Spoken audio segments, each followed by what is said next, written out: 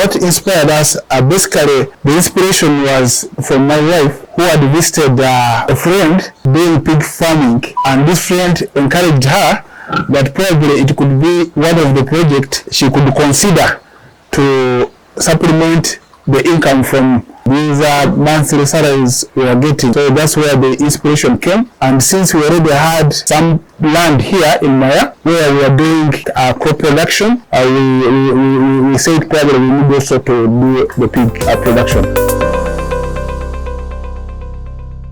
Thank you, Rich Harvest, for coming to visit with us. I'm called Fred Paul Babalanda, and this farm is called HKB Farm Maya. It is located in Maya, Bujasi zone. Maya has so many villages, but this villages is Bujasi. And the exact location of this farm is a few meters from a renowned well, which is called Navavili. This farm was started in 2011 by my wife, Sarah Babalanda, as one of the ways of trying to get a side hustle to supplement our incomes. And at the farm, basically we employ a lot of youth, both the young men and young women, to work with us. And on this farm, we are doing mainly piggery. And this piggery project was started in the year 2011, like I mentioned. But also we do some crop production. We do vegetables, tomatoes, cabbages, beans. We also do some small coffee on a small scale, and also we do bananas. And this was prompted by the volume of manure we get from the farm. So we said probably we need also to go into crop production, whereby we can benefit from this manure. Now, from the farm, the day-to-day business of this farm, we have a manager who manages the farm called Robert, and he has been with us for a couple of years. And one of the duties of the manager is also try to look for care for the health of the animals. On a daily basis, routinely in the morning, in the afternoon and the evening, he makes a round check to check whether the animals are in good health. And also, he has learned how to administer some treatment. Like, say, for example, if a piglet is having diarrhea, he knows how to handle it. If it is having malaria fever, he knows to handle that. Or if it has a wound, he knows how to handle it. So the manager coordinates the activities, both for the piggery and also for the plants. First and foremost, for the biosecurity, we put a fencing around. We used barbed wire. Then also we added chain link to minimize, say, like the birds coming in, the chicken. The chicken can also bring diseases. But also to stop people and other animals accessing, we have to also add a biosecurity. And normally when we are coming into the farm, we also try to disinfect ourselves, both ourselves and also the visitors to the farm. We have here a hole where we put some detergent. We normally put jik as one of the detergent for biosecurity, such that if anybody comes in the farm, he doesn't contaminate the farm. And usually also we have a couple of gumboots for our visitors who are coming to visit with us. I don't know whether the manager, you still have some remaining. Yeah, so they put on the gumboots, then they disinfect. So if you come with your shoes, you put them aside, then you put on our gumboots, then you enter the farm. We also have a protocol where at times we have to wash our hands, but normally we don't expect you to keep touching here and there. But also it's also a good measure to have the visitors to wash their hands before coming into the farm, and they wash with soap or liquid soap or bar soap, but most prefer to use the bar soap. What inspired us, basically the inspiration was from my wife, who had visited a friend doing pig farming, and this friend encouraged her that probably it could be one of the projects she could consider to supplement the income from these monthly salaries we are getting. So that's where the inspiration came. And since we already had some land here in Maya where we are doing crop production, we said probably we need also to do the pig production. The basic requirements, first of all, you need to have land where you are going to put the animals. Then also you have to set up the piggery pens, the shelters where the animals are going to be kept. Then also you must have a source of water, reliable water, pigs consume a lot of water. So we need where you can get reliable, clean water on a daily basis. Then also you have to know the source of feeds that these will be my feeds. You must know which feeds that you are going to use to feed the animals, and also you must the biosafety and security for the animals, also the healthy care for the animals, and also the market. Which market are you targeting when you are starting your farm? You need to know where you are going to supply, because we start these pig projects, the final product, we want money. So the element of having the market in mind and when you are going to be selling your animals, it is also critical. The ideal goods for beginners, one of them will depend on why are you doing piggery. Are you targeting porkers to sell pork?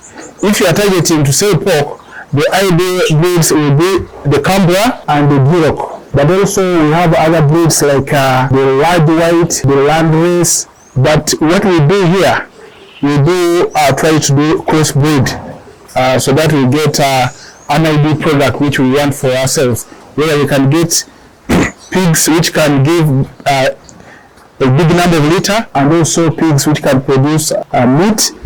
We also look at the duration, when does it mature. Like if you look at the Duroc, it has higher maturity rate, it also gives good meat, and also it seems to be more resistant to diseases than the other breeds, the Duroc. That's why we have started adopting the Duroc on our farm. If it's a small scale piggery, of course, one of the costs for the piggery, like I mentioned, is putting up the shelter. The biggest amount of money will go in the way you are going to construct that shelter. So if you have 1 or 2, 3 pigs, maybe you start with 1 pen, and that 1 pen, if you look at the ingredients, you are going to buy stones, cement, leather, timber, maybe the iron sheets. Probably to put it up, you may need like say 500,000 shillings to do that. Then also you need to bring in the piglets, depending on the age of the piglets. Normally the good piglets, a good breed, normally will start from around 150,000 shillings per piglet. The common mistakes new pig farmers make is normally they don't plan for the feeds. Somebody buys a sack of maize bran, 100 kilograms, and he thinks probably that will take him through maturity of the pigs. So planning for the pigs is one of the feeding for the pigs needs to be done. If you don't do it well, you reach midway before the pigs mature, and you find yourself failing. And also biosafety, where you don't just have to pick the food you are giving the pig from anywhere. You can easily bring in contaminated foods, especially these ones who are getting it from restaurants and hotels or schools. It can be a high risk into bringing diseases to the farm. The breed we keep, we have the Duroc, we have the Canberra, we have the landrace, large white, crossbreeds of those breeds, because we've been crossing them.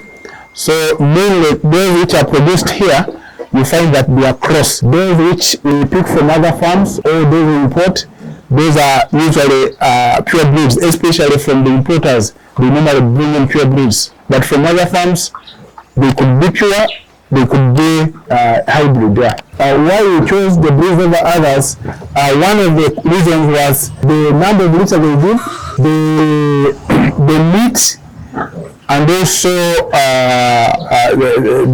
the resistance to diseases. I think I would recommend these breeds to a beginner farmer, and the reason why, I've had experience with them, so I would recommend. But what I would further recommend, that when you are beginning and you are buying piglets, it's better you buy a piglet which is of 3 months and above, because normally the piglets which are below that age, after leaving their mother at the weaning stage, they normally suffer a lot from the area, so you may not be able to manage that. So for a beginner, you better buy a piglet of 3 months and above, which are stabilized, and the only thing you need to do is to feed for it to grow to maturity. When constructing a piggery, one of the key considerations that you do is to see how are you going to ensure that the pen is clean. So if you have an area which has a slope and you are going to cement the floor, that's you should consider that. Then also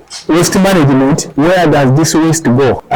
Because the waste can also be a menace to the neighbors, even to yourself. So also waste management, and also we also consider the pigs don't like high temperatures, and also they don't like rain to beat them. That they don't want rain to rain in them. So you also put that in consideration, that when I set up this pen, the rain will not beat my pig, and also the temperature of the pen will be maintained low. The best feeding practice, one of the practices are the quality of the feeds. You find that for the piglets, after leaving their mother, the ratio of protein content in the feeds you give should be high. Then also you need to feed the pigs at least twice in a day. Then also you have to ensure that the pigs at all times they have access to clean water. Then of course you need to maintain the pens when they are clean. One of the hazards or the pests, we have these flies. The Baganda call it kawawa. They are very they are a menace to the pigs. So you need also to periodically spray the pigs so that those flies are killed, to rid them of the kawawa. Yeah, to ensure good health and disease control, one of the things is that we try to demarcate the pens so that the pens have a separation between them. Then like for this expectant mother or those breastfeeding mothers, each one has its own pen. Then we make sure that every day in the morning we clean the pigs and we remove the water that has stayed overnight before putting a fresh supply of water and a fresh supply of feeds. So we do that twice, both in the morning and also in the evening. We do the cleaning. Then routinely, we also do deworming. We deworm the animals. At least once every month, we do the deworming of the animals. When they are selecting breeds for stocking, they need to consider which breeds are going to give them the targeted number of piglets. Then also, they need to consider what output of piglets and pork do they want to supply to the market. So when you are stocking your pigs, you have to look at the breeds and you estimate how many piglets will be produced within a given time, and also to consider the period of time to maturity for the pigs, when you want to sell the piglets, when you want to sell the pork. So that one you have to consider.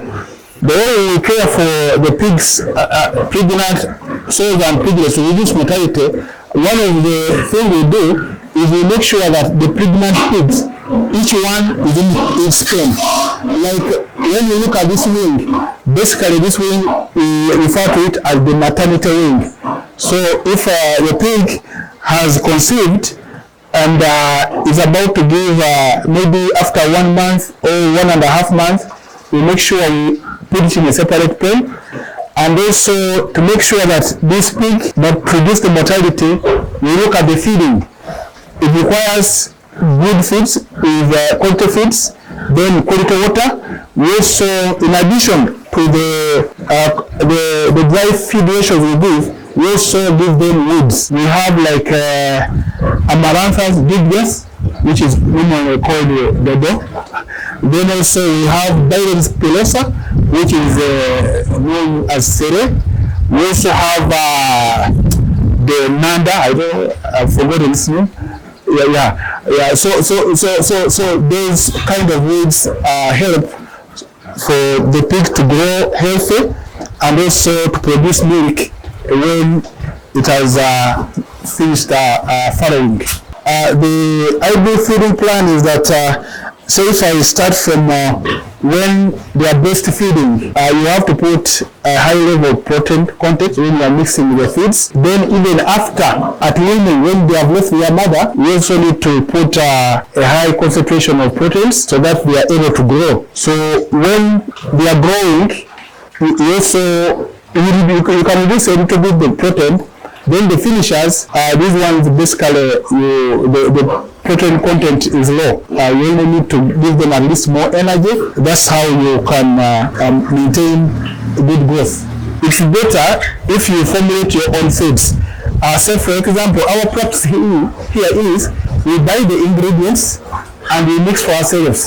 And when we are mixing, that's when we can determine the ratios we make for the different category of foods, of pigs. If we have mothers which are breastfeeding, we make their own formula. Then also the winners, the piglets, the finishers, and the growers will do formulate differently.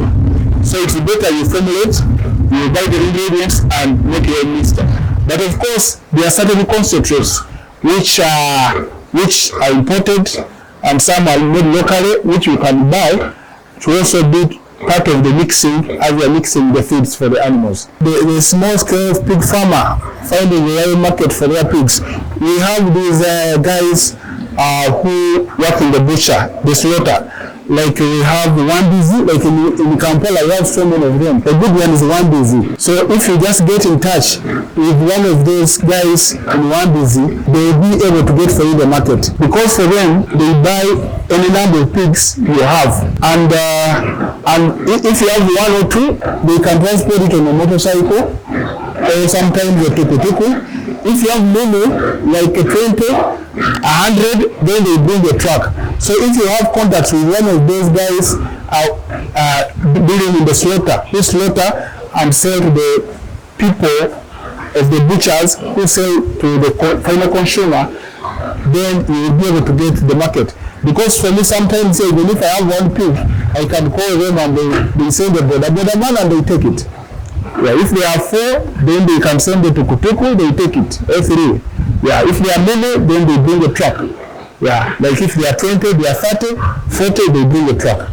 The very additional opportunities is you can make bacon, you can make sausages. So those opportunities are there, whereby you can slaughter and you add value.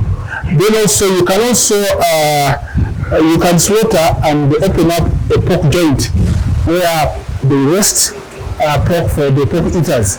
I think that is the easiest, to have a pork joint whereby you supply the pork to those who want to consume roasted pork. I advise them that piggery farming can be lucrative. That's if you put your energy there, or if you put all your efforts and care, you will find that in piggery farming, the pigs reproduce at a very fast rate. So you find that you are able to expand and grow very fast. So for example, if a pig is produced, a piglet takes 8 months, 6 to 8 months, but average 8 months, it will be ready to conceive. And within slightly less than 4 months, it has produced a litter. Every year, it produces at least twice. And averagely, they produce an average of say 8 to 9 piglets. There are those which produce 7, 10, 15, 20, but on average, we can take it 9 piglets. So I feel that's big, and the maturity rate is early. Within 6 months, you can be able to sell for pork. The biggest challenge in pig farming is the feeding. And one way of trying to overcome them, if you have land where you can grow like maize, you can do that. Then also, there are seasons when the prices of feeds are low, like the maize, the price has fallen down. If you want money, you can stock. Then also another one, you look for alternative feeds, like the forage plants, which you can use.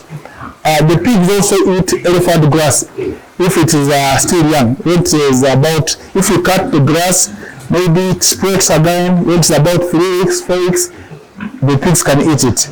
Then also, you also look for mixing with other alternative feeds, like There is rice brand, there is wheat brand. Then also we have like Bikanja. These are breads from the breweries. They can help to overcome that expense. I would say that the future, it should be bright, because what I can see from my experience, there are many people who are taking up pig farming, and if you look at the lack of jobs, one of the things you can do is intensive farming. And intensive farming, you have to look for what are you going to produce, especially in terms of agriculture. Crop production requires a lot of land. Pig production and maybe poultry require limited land. And the future is bright in that the maturity rate of the pig is higher than other animals like cattle. And also the cost of say buying a piglet compared to say cost of buying a calf if you are to go into cattle, it's relatively low. And also another thing is that when you are selling, say for example a pig, you are able to realize a lump sum of money. If you have to sell chicken, you need several chicken. One sells one pig, for you are selling chicken, you need maybe like a 20 or 30. So that makes it a little bit great compared to other production. The message I would like to share with the youth that pig farming can be done even when you have a small land, a small plot. You can do pig farming, and also from the pig farming you can also grow vegetables. The manure from the pigs is good, and our experience, you can even apply it directly from the pens to the garden without having a bad effect like the manure, like cow dung. The pig manure is good. It works instantly when you apply it on the crops. So I would say that the youth should go into piggery, and with piggery they can also have, like say, vegetable farming. They can do dodo, amaranthus dubious. They can do tomatoes, even if the area is small. So I would encourage them to consider pig farming to get an income. Normally also to avoid the spread of diseases from piglets to piglets, when the piglets are coming from their mother, the sow, we normally apportion a separate pen for them where they are going to be weaned. So you find that these piglets are from one mother, the other one from one mother, and the other one from one mother. Then later on, as they grow, we can separate them, because some will be castrated. We put them in a separate pen. The females of the same size, also separate pen. Just like I mentioned, this farm here is located in Maya, New Jersey, and on this farm we have 8 workers, and one of them is the manager. The contacts, I have 2 numbers, but I normally use the MTN line, which is 0772 423 and 627. But also we have the number for the manager of the farm, who is here. He uses the Airtel line, which is 0702 699 41. For him is at the farm, I should say 24/7.